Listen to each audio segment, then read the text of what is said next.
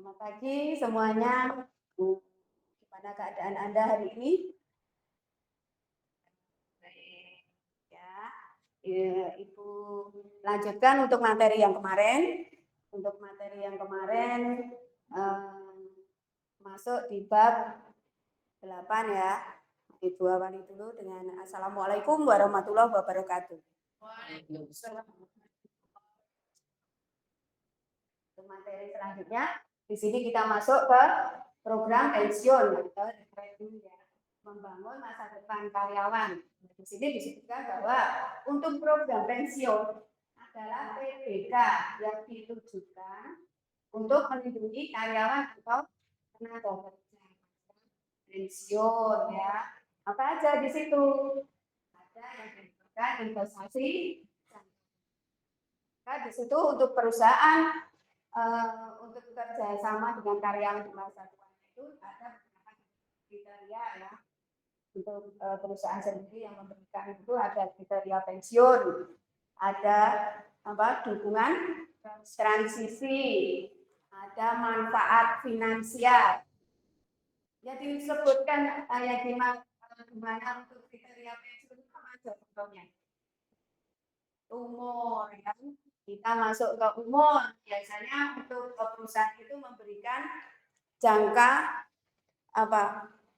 masa kerja itu ada ketentuannya sendiri ya.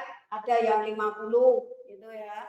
Ada yang 60, ada yang 65 gitu ya. Itu tergantung dari peraturan perusahaan itu sendiri. Untuk dukungan transisi itu apa?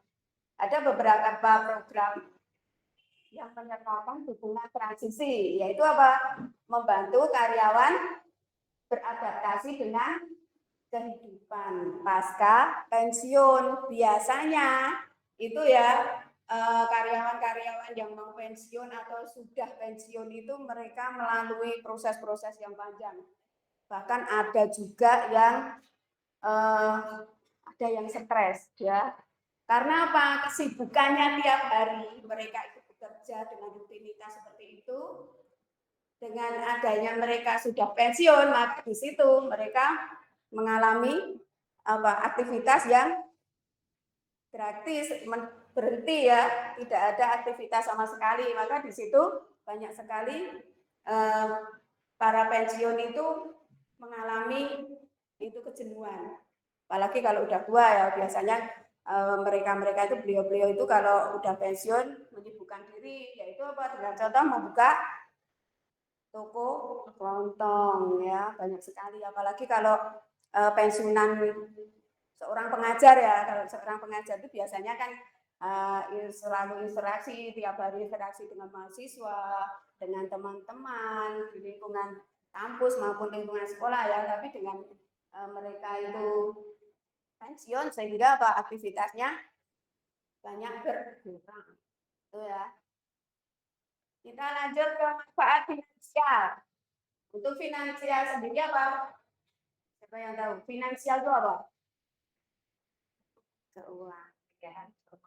Di situ untuk perusahaan itu menyediakan jaminan pendapatan bagi karyawan setelah mereka berhenti bekerja. Contohnya, perusahaan memberikan apa? Pensiunan ya, jaminan dari tua ya. Itu biasanya perusahaan sudah menyiapkan di situ. Oke. Kita lanjut. Gaji untuk waktu tidak bekerja. Yang dinamakan apa? Nah, di sini perusahaan ternyata itu memberikan gaji untuk waktu tidak bekerja ya. Contohnya apa aja? Nah, di sini perusahaan juga memberikan program benefit karyawan yang disingkat dengan PBK. Dan organisasi juga memberikan kompensasi kepada tenaga kerja meskipun mereka tidak bekerja. Maksudnya apa di situ? Dengan cara menggaji waktu istirahat ya, dengan atau hari tidak bekerja. Ini di sini ada beberapa ya waktu istirahat. Itu waktu istirahat meskipun karyawan itu istirahat, tapi jamnya istirahat itu tetap dihitung. Nah, padahal kalau setiap karyawan itu berapa jam? 1 jam ya, jam 12 sampai jam 1 ya biasanya. Nah, itu dibayar, perusahaan memberikan gaji tetap dihitung untuk istirahatnya. Kita masuk ke absen berbayar. Ini juga ada ya. Setiap, bukan cuma perusahaan aja, di setiap instansi aja juga seperti itu. Jadi untuk penghitungannya gimana? Berapa persen dia masuk, berapa persen dia terlambat, itu ada penghitungannya sendiri ya. Di situ disebutkan absen berbayar. Itu ya semacam apa? Kayak intensif ya, intensif absensi atau kedatangan itu ada ya. Oke, kita masuk di cuti berbayar. Contohnya apa? Ada cuti tahunan, cuti sakit, atau cuti khusus lainnya. Khusus lainnya itu apa maksudnya? Ya, itu dia. Kita masuk di hari libur resmi. Meskipun di hari libur resmi, perusahaan tetap menghitung. Meskipun itu hari apa nasional, libur nasional ya, tanggal merah itu tetap dihitung. Itu yang dinamakan gaji untuk tidak bekerja. Perusahaan juga ada sih seperti itu ya. Kita lanjut kebijakan ramah warga, pilih-pilih polis ya. Mendukung keseimbangan hidup. Di situ apa aja? Ada kebijakan ramah lingkungan untuk mengajukan apa? Meringankan tenaga kerja yang sedang menghadapi konflik. Pengelolaannya seperti apa? Ya, ada program perawatan, ada konsultasi kesehatan anak, ada pendidikan anak, ada penitipan orang lanjut usia atau lansia ya, itu ada. Di program perawatan itu seperti apa? Untuk meringankan beban karyawan dan tidak terjadi apa permasalahan atau terjadi masalah-masalah di pekerjaan. Biasanya kalau karyawan itu memiliki masalah ya, mempunyai pikiran yang berat, itu pasti apa? Kalau karyawan itu dia sudah berpikir mempunyai pikiran yang berat, pasti mengganggu dalam pekerjaan atau aktivitas pekerjaannya, sehingga apa? Untuk produktivitasnya itu juga terganggu. Biasanya seperti itu. Maka di situ untuk kebijakan perusahaan itu memberikan itu tadi untuk meringankan konflik atau permasalahan pribadi dalam keluarga karyawan tersebut ya. Maka dibantu dengan program perawatan, konsultasi kesehatan anak, pendidikan anak, dan penitipan lansia. Oke, kita lanjut. Ini ya. Di sini kita mengaitkan program benefit dengan strategi bisnis.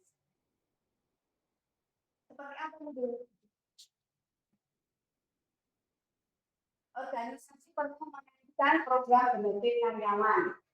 Ada beberapa strategi bisnis ya, beberapa strategi bisnis tentang kinerja individu, ada kelompok dan organisasi. Untuk kombinasi program yang dipilih juga diharapkan untuk mendapatkan apa?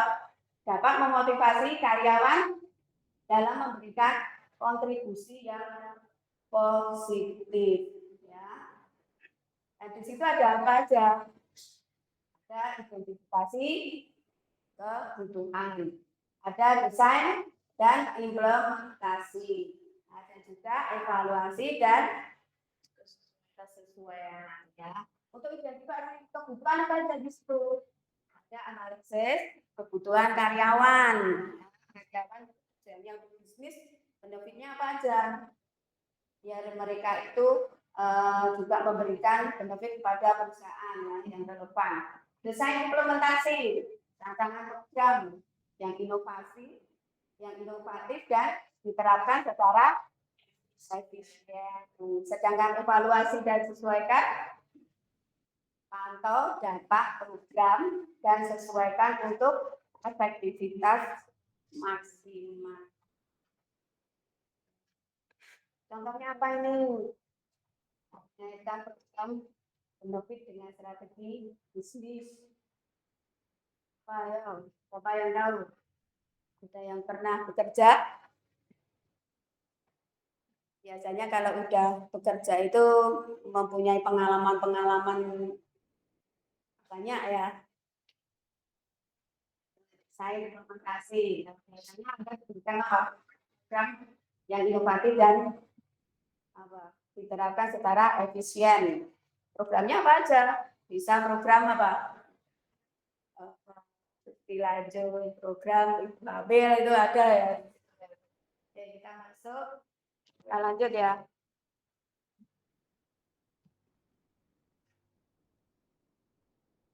Kita lanjut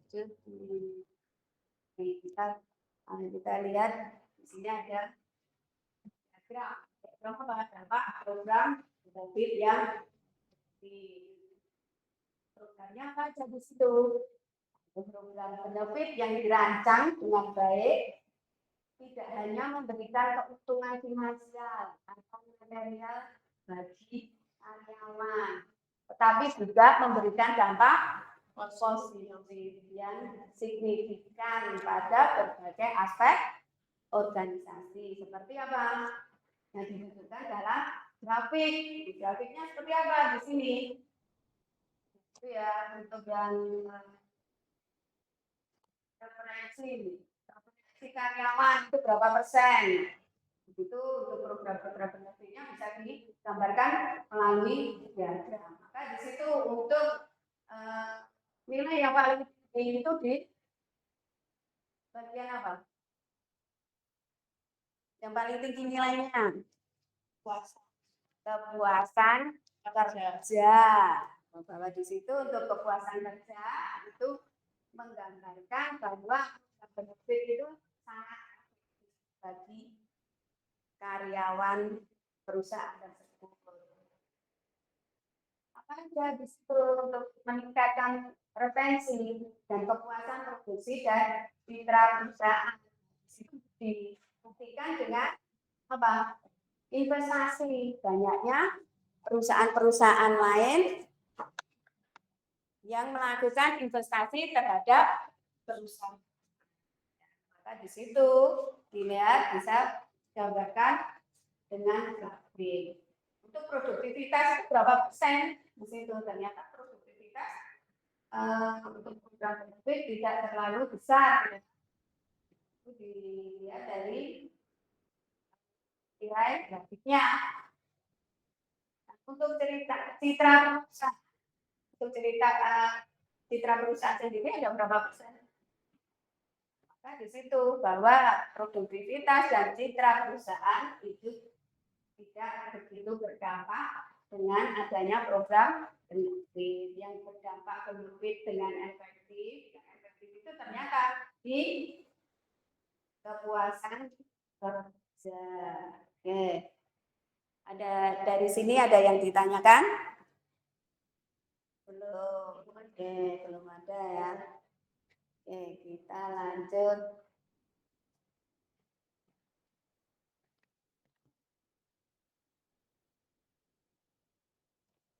Kita lanjut di kesimpulan. Kita udah masuk di kesimpulan dan langkah-langkah berikutnya.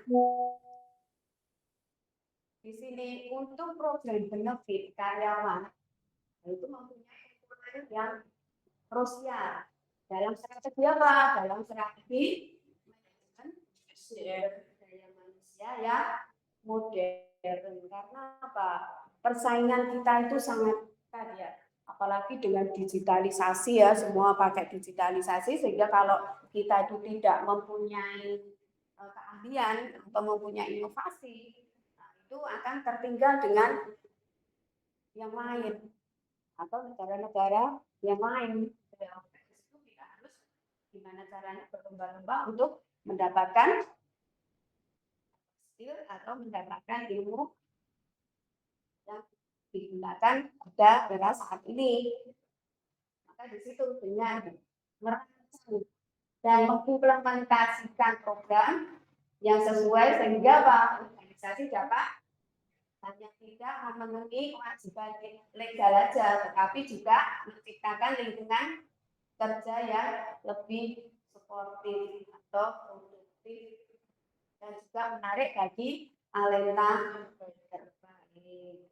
Itu ada apa ya?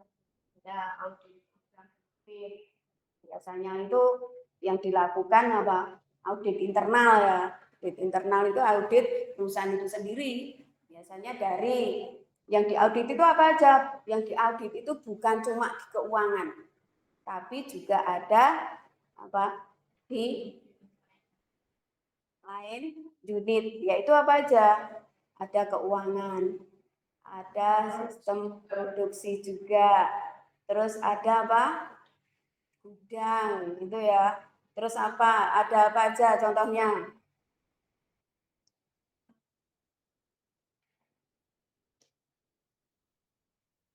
HRD ya, di tempat HRD itu ya, mana aja karyawan yang sering terlambat, mana aja yang karyawan sering tidak masuk ya, mana aja karyawan yang sering tidak menyelesaikan tugas-tugasnya ya sesuai dengan ketentuan perusahaan tersebut. Itu banyak sekali ya, kalau audit internal itu banyak sekali. Dan setelah itu kita bukan cuma untuk audit itu bukan cuma hanya menyimpulkan kesalahan-kesalahan, tapi juga memberikan solusi dan apa saran ya, solusi, saran, terus apa itu apa Mbak namanya solusi dan memberikan juga jalan keluar yang efektif dan bagus ya dan bisa diterima semua kan. Karena apa untuk perusahaan besar itu bukan cuma di beberapa lingkup aja, tapi banyak sekali. Contoh di sini ya, contoh di sini itu andaikan di pabrik garmen itu ya, pabrik garmen itu kan ada dari bahan baku, terus pakai bahan apa itu masuk di pemotongan ya, nah, itu kan banyak sekali. Maka di situ harus ada audit internal. Itu ada untuk kesalahan-kesalahan dari karyawan atau kurangnya produktivitas di situ bisa dilihat ya di situ ya. Oke, kita masuk ke survei kebutuhan karyawan. Di situ apa aja untuk survei? Melibatkan karyawan dalam menentukan jenis benefit. Karena kalau tidak ada karyawan, apa manajer juga nggak tahu apa sih kebutuhan karyawan itu dari atas sampai bawah, ya kan? Untuk kebutuhan-kebutuhan selama ini untuk manajer kan juga mereka tidak hanya melihat dari laporan aja, tapi harus tahu situasi di lapangan sehingga apapun nanti permasalahan atau keberhasilan itu dari mereka-mereka yang bekerja di kan di situ. Perusahaan juga mensurvei apa sih kebutuhan karyawan yang ada di sini. Apa sih? Mungkin dari kesehatan ya, kesehatan mungkin dari apa gaji juga bisa ya. Mungkin ada harus ada penambahan bonus ya jika mereka itu bekerja melampaui jam. Biasanya ada perhitungannya sendiri ya per jamnya itu berapa itu termasuk dari apa program benefit karyawan. Kita lanjut ke selaras dengan tujuan bisnis. Apa ini? Selaraskan dengan tujuan bisnis. Kalau di situ dipastikan untuk program benefit itu juga mendukung strategi dan sasaran perusahaan. Kalau tidak ada keselaran tujuan bisnis, maka program benefit ini juga tidak akan berjalan. Kita di situ harus sesuai dengan strategi dan sasaran perusahaan. Untuk apa? Agar perusahaan itu selalu bisa berkembang ya, bisa berkembang, bisa bersaing dengan yang lain ya. Seperti itu. Oke, kita masuk ke komunikasi secara efektif. Di sini untuk komunikasi secara efektif itu apa? Dipastikan untuk karyawan memahami nilai dan manfaat dari program yang tersedia. Nah, itu harus kita berikan ya, harus kita berikan untuk mungkin bisa penyuluhan atau sosialisasi ya. Biasanya untuk perusahaan-perusahaan itu memberikan penyuluhan atau kita sharing itu biasanya per bulan ya kalau nggak salah ya, biar evaluasi perusahaan itu juga bisa dilihat untuk apa aja sih kekurangannya, apa aja keunggulan mereka itu, maka di situ biasanya ada yang dinamakan rapat karyawan atau rapat-rapat yang diselenggarakan perusahaan untuk apa ya? Untuk berkomunikasi. Keluh kesahnya mereka kita sebagai manajer harus bisa mendengarkan ya, bisa dan bisa menampung kritik dan saran, bukan cuma kita mengkritik aja ya sebagai manajer itu bukan hanya untuk menyalahkan anak buah, tapi tidak bisa mengerjakan hal itu ya. Maka di situ terjadi untuk komunikasi secara oke. Dari kesimpulan dan langkah-langkahnya ada yang ditanyakan? Oh ya. Oke. Oke, untuk ada yang bisa memberikan contoh dari materi-materi yang diberikan tadi? Contoh, andaikan gitu ya, di materi masuk ke pensiun gitu ya. Contohnya ada di lingkungan Anda. Ini ya dapat yang pensiun ya, dapat pensiunan, tunjangan pensiun ya. Ada lagi kalau itu terutama di PNS ya. Kalau PNS itu pasti ada tunjangan pensiun. Tapi kalau di swasta cuma sangon aja. Sangon itu yang diberikan ya cuma sekali ya. Beda kalau di pegawai negeri ya. Pegawai negeri itu setiap bulan mereka menerima tunjangan pensiun. Ya. Oke. Mungkin kalau tidak ada yang ditanyakan, sementara tidak ada ya. Jika tidak ada pertanyaan untuk pertemuan hari ini, Ibu cukup sekian dan semoga Anda untuk mengerjakan semua tugas-tugas bisa dilancarkan dan untuk hari ini Ibu tutup dengan wassalamualaikum warahmatullahi wabarakatuh.